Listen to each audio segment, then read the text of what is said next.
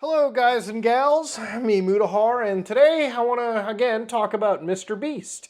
Because it's one of those situations that just keeps evolving to the point where, what comes out the next day is infinitely more wilder than what came out a day ago.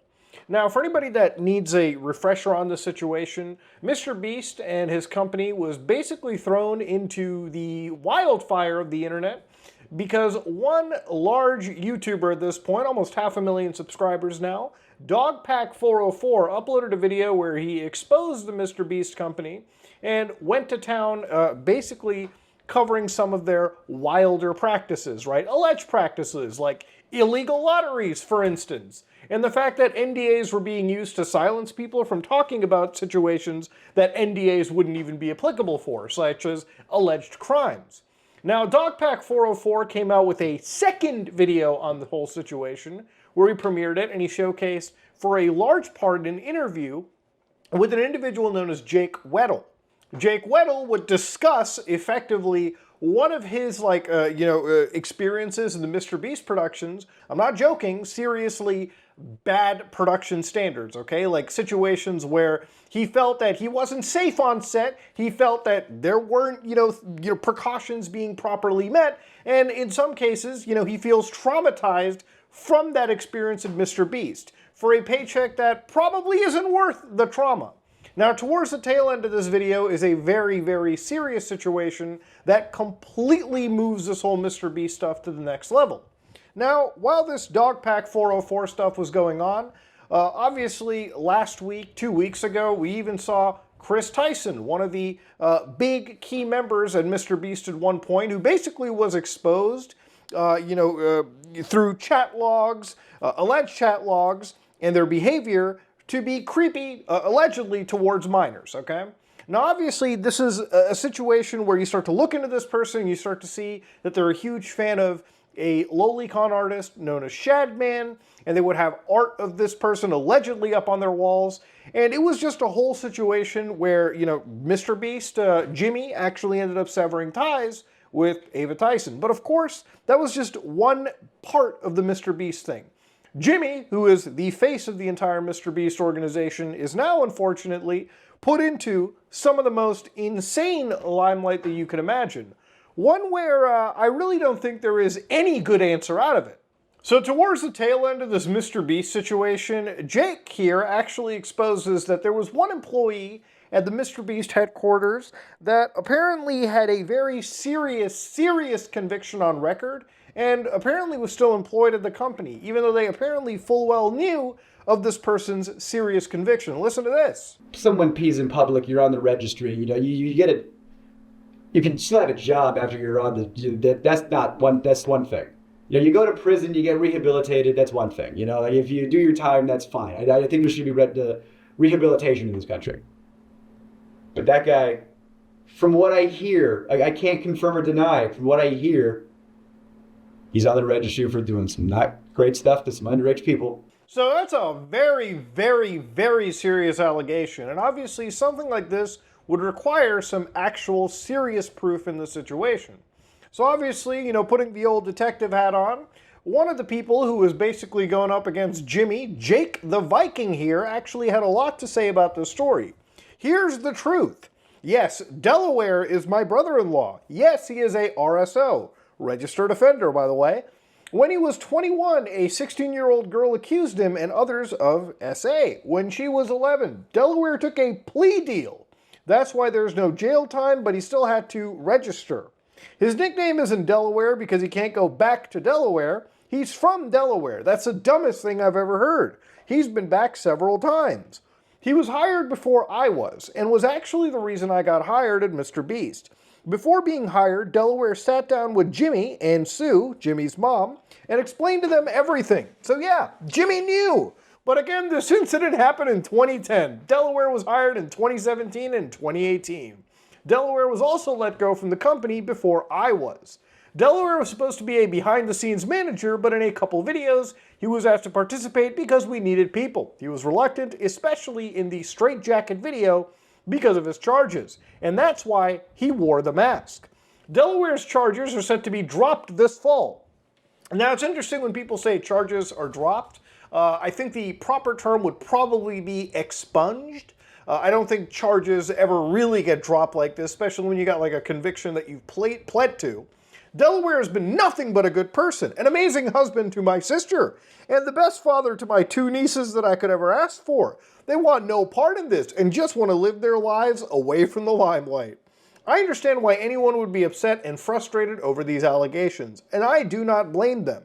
So I'm going to stop the Cope Olympics over here and show you exactly what people had found and dug up when this whole situation came to light. Based on DocPack's videos, it took people literally minutes to find the actual offender registry on this person. Now, the video that people are referring to with the whole mask and everything was this: I spent 24 hours straight in an insane asylum. So this is a video that's still actually uploaded and still viewable. And you can see in this photo that this masked individual in the first 5 seconds of the video is the one that people decided to focus on.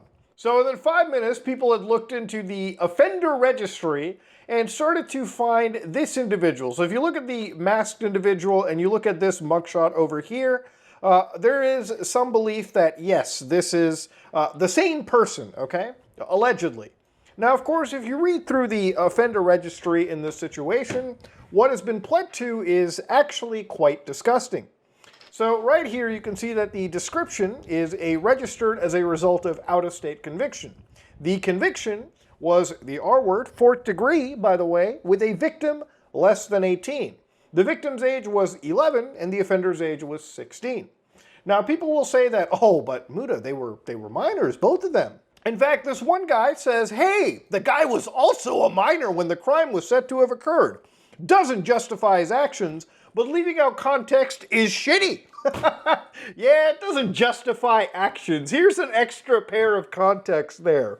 16 is when you're in high school. 11 is when you're in elementary, motherfucker. There's your context right there. You know, it's weird if you kind of think about it. Back in high school, if any one of my peers was going over to the elementary school for something strange, yeah, that person would be looked at very unfavorably by the elementary school, very unfavorably by us. It was a taboo back then, and it's a taboo very much now. So yeah, that's the kind of context I wish people would kind of add to these situations. See, not everything is as binary black and white evil. You have to look at these things with all of this, extra context that human beings develop as they age. So what's funny about this Jake character right here is Jake Franklin was basically on Jimmy's ass. I probably have showcased some of his stuff while I was covering the story, where he said, Jimmy knew. No accountability, none. The silence is deafening. It just keeps getting worse. Here's the truth, by the way. Yeah, Delaware's my brother-in-law. So yeah, at the end of the day, the brother-in-law in this situation is a true scumbag. Now, I don't know of any real situation where if somebody is, somehow, actually innocent, there's been a false claim that's made, why would you plead guilty and have that conviction added to your record? I've waited, a while to release this video as compared to some of my peers because I genuinely did want to ask any lawyer, anybody, if there was a solid good reason. And from my understanding is, obviously, these 2 people were minors at the time, and maybe there was some, there might have been something that could have happened, maybe not enough to go to jail, but whatever conviction that you had to plead to, and the most disgusting conviction that we read here, enough to be put on the registry. And by the way, this is not a conviction where you're put on the registry because you urinated in public and got caught, sometime when you were 19, and 10 years later, you explained that situation. No, the actual conviction we just read disgusts me to my core. Now, the thing about this whole story is, based on what Jake has effectively said, is had this been discussed, right? Like he said, he was hired before I was. Delaware sat down with Jimmy and Sue and explained to them everything. You are telling me that MrBeast and the people working for him decided to hear this person out.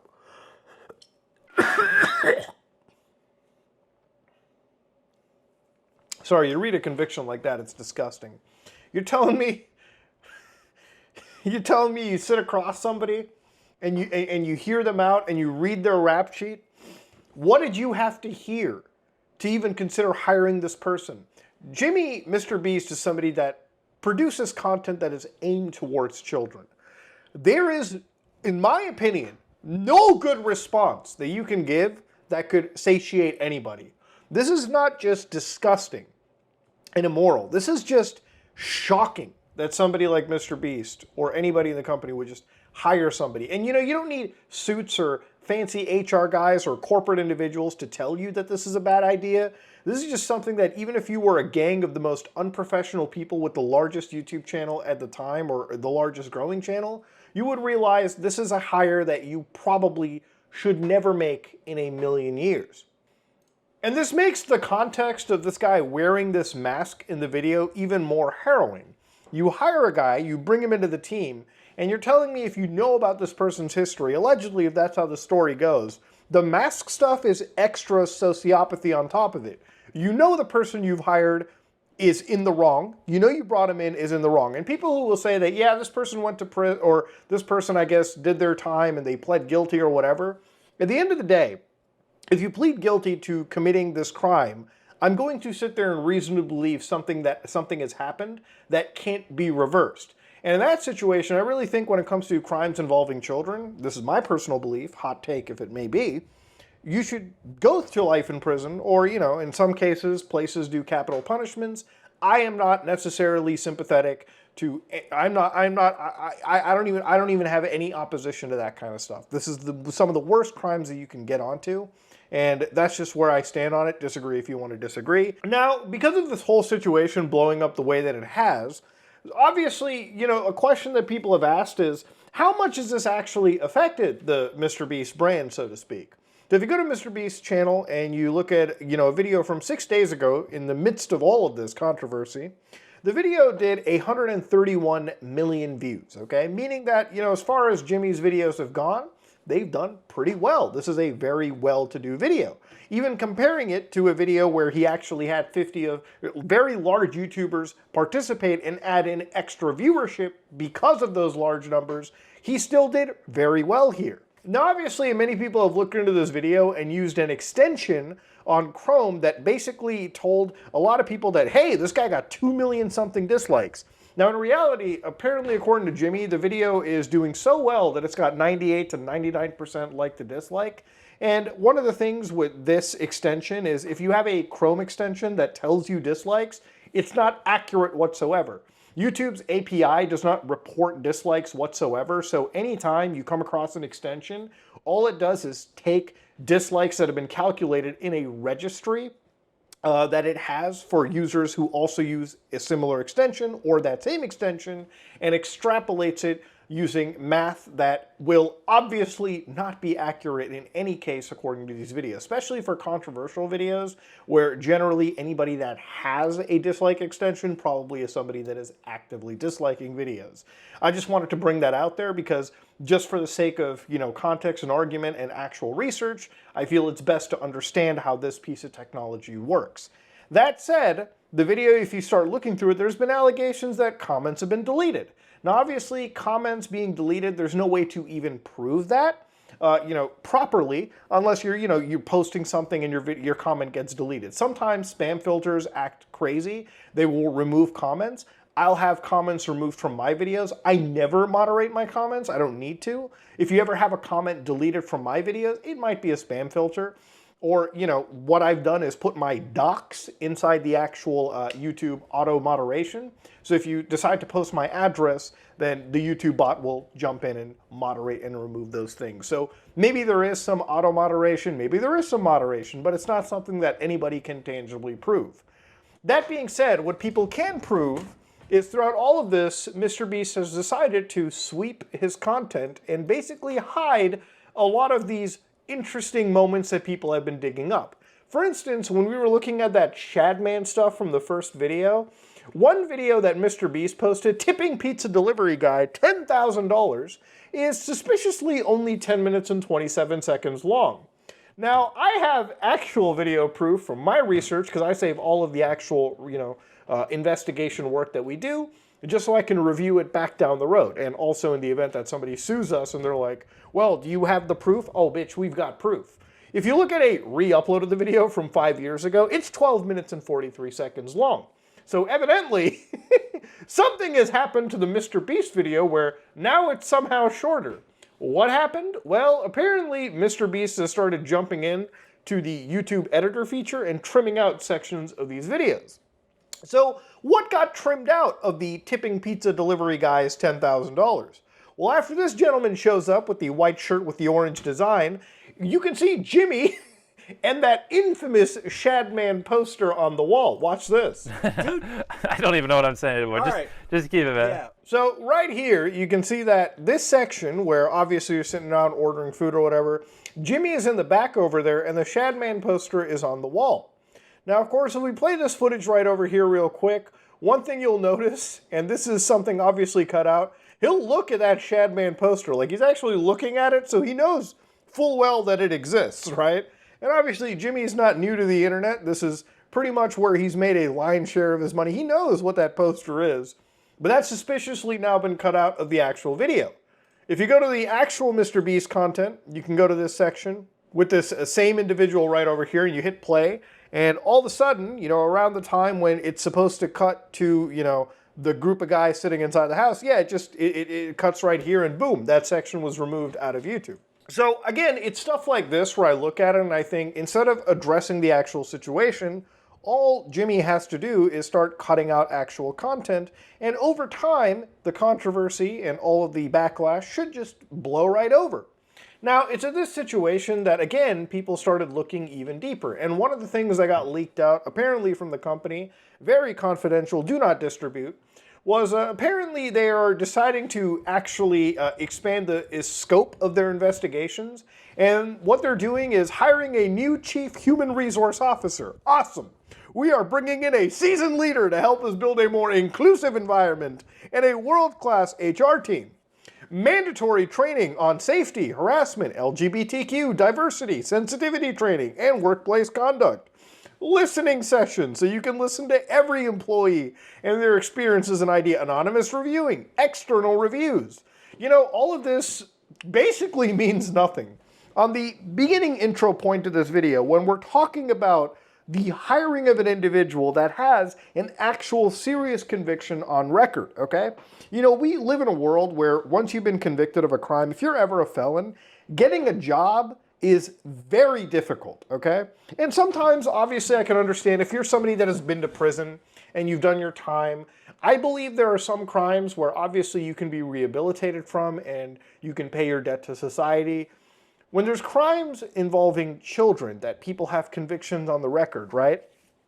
To give you an idea, if you ever have any tendency to be bad towards a child and you haven't committed a crime, I think you should absolutely seek therapy. If you have, however, got that conviction on the record, then I don't think there's any saving grace. Now, obviously, could there be extra, you know, things to it? Maybe there is some false stuff. Maybe there is a false conviction, right? But at the end of the day, there is a guilty plea, it seemed, in this situation, allegedly, and why that had to happen, there really doesn't seem to be a good reason. And if you ever come across somebody like that, I don't know what they have to tell you to convince you to hire them, especially when the content you produce is geared primarily towards children, right? That is, without a doubt, one of the most harrowing things that I've witnessed throughout this whole situation. This is why it's escalated to this insane point. And you know, other things that people started resurfacing out of this was these NFT projects that MrBeast once did. This is like 11 months ago when there was one sponsorship in his video, Creator League GG/MrBeast, where ultimately at the end of the day, I believe a lot of the creators involved in this backed out after 24 or 48 hours. It really feels like after seeing this, you know, conviction record like this, none of these NFTs or anything even match. But it brings it to a point where we talk about illegal lotteries and we talk about, you know, the Feastables branding and how children are targeted. There's a lot of questions that have to be answered in that situation. Now, obviously, I think the real backlash here and really the real consequence for the entire MrBeast brand is relationship to other YouTubers. Now, yesterday there was a video uploaded by Ludwig, a friend of the channel. He uploaded a video on Mogul Mail where he basically said that unless MrBeast has some actual salient proper response, there's no way he can actually continue to support or work for the guy. And I think that goes just to here on our channel at Some Ordinary Gamers. And I know plenty of my close friends in YouTube, people that I constantly collaborate with, people that I am in active business with, absolutely also say the same thing. So the whole connection to the rest of the wider community that has always put MrBeast in this positive, good guy role, that's basically being eroded. I don't think there's any good answer that MrBeast can provide that will actually make me at least somewhat satiated. There's nothing that he can do that would turn that whole situation around. The fact that he allegedly is hired and let this guy operate near him when this registry, when this conviction existed on the record, that is insane. There is no good answer to that. I think MrBeast has a lot to do when it comes to responding to that illegal lottery. That is still a allegation that hasn't been addressed, especially when, you know, you've been alleged to do something very illegal. I think that, you know, the entire concept of these hoodies, as Dogpack showed in his initial video, where, you know, signatures were apparently being forged, and that is in some way a scam. Obviously, we're discussing a wide variety of actual allegations, and the severity of them change, obviously, depending on what we're talking about. But this is, again, another allegation that needs to be addressed. The whole situation with, you know, Jake Weddle, who suffered, in their mind, during an actual, you know, production of MrBeast. Where's the apology there? And what about the actual Amazon Beast games, where there are some serious, serious allegations of people being treated in a fucked up way on set, and people being mishandled, people being put in danger? There is a lot of things that need to be covered. Now, obviously, from a YouTuber perspective, I don't think he's ever going to have the same connection to other creators as he once had, because this is stink that just does not wash off. Now, obviously, I've seen people bring up the idea of why are people in the defense squad, or why people aren't really talking about the situation. And they keep bringing up that there's money, there's, you know, funds being exchanged, we're being paid off by the Beast crew. You know, at the end of the day, I can show you bank statements. Never have I received $1 from this organization or MrBeast or anybody associated. But obviously videos like this, like the one I'm making, take some time to vet, to say things that obviously won't get you sued. But, you know, to make sure that you're on the right side of history and you've got the right facts on board.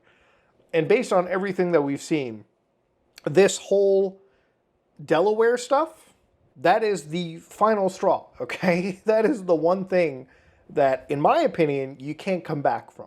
Now, at the end of the day, you know, is MrBeast a brand that's too big to fail? Honestly, I don't think so. I think when it comes to the viewership that he has right now, especially with children who probably don't care about stuff like this or aren't so well educated, that'll still exist. But I think from having his face as the company, I don't think that there's going to be a lot of YouTubers that will work with him. I'm sure there still will be, but I think the YouTubers that I'm friends with that have, in my understanding, a really good moral compass probably will never want to associate themselves with somebody that has such a terrible track record, it seems, on hiring people. And I think sometime down in the next couple of weeks, there's probably going to be some serious statements coming out from Amazon in regards to those Beast games. I'm sure when it comes to big corporate companies, they're obviously in talks right now with the MrBeast crew and probably discussing next steps going forward. Is it worth proceeding when you've got this much stink on you? Because Ava Tyson was one thing. You could cut the fat right there and ignore the whole thing. But in this situation, when you've got the face of the company, Jimmy Donaldson, that's a whole separate situation that might make Amazon consider going into the future with this production. The other thing is, obviously, it's going to get more serious.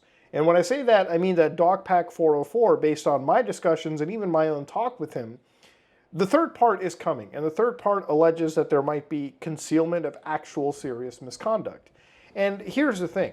If the Delaware stuff was bad enough, if it comes out proven that there was concealment of actual serious allegations and people at the top, including Jimmy, knew about it, then there really isn't any coming back. And I think at that point, YouTube as a company needs to get involved and probably think, is it worth having a creator like this on? And look, at the end of the day, this is the last part, but I feel like it's worth mentioning, even though I don't think it's personally as important as seeking justice for victims involved. At the end of the day, there are victims in the story, right? You know, it started off with people who were minors at the time talking inappropriately with some of the people in MrBeast's company. And it evolved to a situation where somebody was put on camera with a mask on to try and, I guess, somewhat conceal that they had an actual really serious, disgusting record. And why that person was hired is beyond me. It's a situation of constantly escalating, fucked up situations. And at the end, look, for YouTubers who want to make a mark on a world outside of YouTube, the fact that MrBeast is one of the largest brands on the platform, 300 plus million subscribers, he's not just a YouTuber, he's a mainstream figure. Now, people outside of YouTube, you know, when they look through YouTubers and the news and the big people involved, this is going to be a permanent stain on the rest of the community, right? You know, because here's the thing. If the largest YouTube channel is this mismanaged and messed up, imagine what the mainstream side and imagine what people outside of the scope will think about next time they want to work with any YouTuber agency, right? Or any YouTuber group, because this is always going to be on people's minds. People are going to look at YouTubers as consistently unprofessional individuals that are just ticking time bombs of controversy. And I think for a lot of the professional people in the sphere that try to make sure that nothing bad happens at our organizations, I'll tell you right now, working with Caleb, Oompaville, and a few of the people that I'm personally very close to on YouTube, we're nothing but the most professional idiots on the platform. And to see the rest of the world look at us as complete idiots because of these guys is just the extra little insult. But ultimately, in the end, I want some serious, actual, like, statement from MrBeast. And honestly, nothing will satiate me. But at this point, I am just interested seeing how you respond to the ever-mounting group of serious allegations that this whole situation has went into. If I personally feel like I'm very low energy in this kind of video, it's just because I'm still mentally trying to process how insane this situation has become. And honestly, the only reason I'm interested into it is because, to me, this stuff isn't drama. I know people look at this stuff like, oh, it's just drama and like gossip and tea and everything. It's not.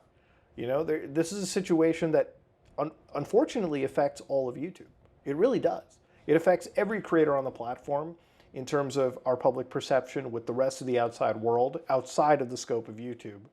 But it's also a situation that is a grim reminder of... It's just a reminder to be more professional, you know, in a situation like this. It's a reminder that... It's a reminder that if you're going to run a YouTube channel, you should run it with some tact and care. And when it comes to this Delaware situation, it's just one of those things where it becomes one of the largest bombshells. How this happened is going to be a question that I think video essays will tackle years down the line. Anyways, if you like what you saw, please like, comment, and subscribe. Dislike if you dislike it. I am out.